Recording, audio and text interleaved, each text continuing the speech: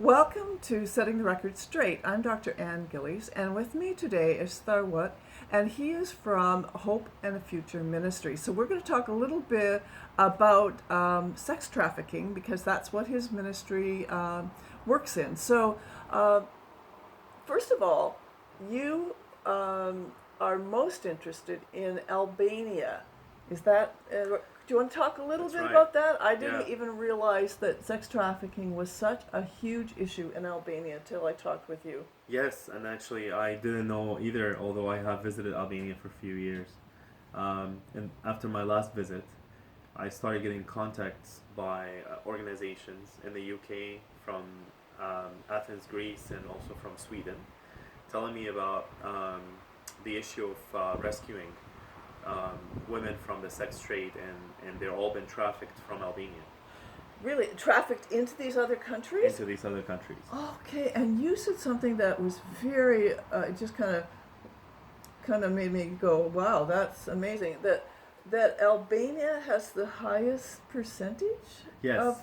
So in the UK alone, they've rescued 400 women in 2018.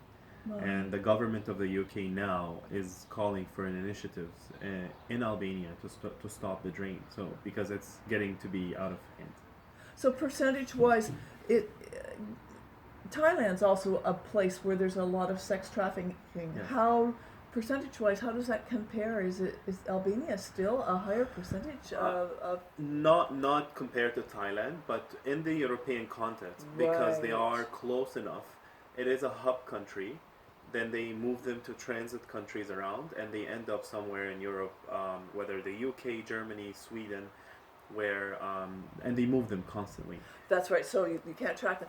But what is the ministry that you're involved with doing there? Yeah. So after talking with these organizations, we found out that there's not enough safe house places to rescue. After the women are rescued, they try to stay in these countries, but unfortunately, Europe now is closing up for refugees, and most of them get sent back.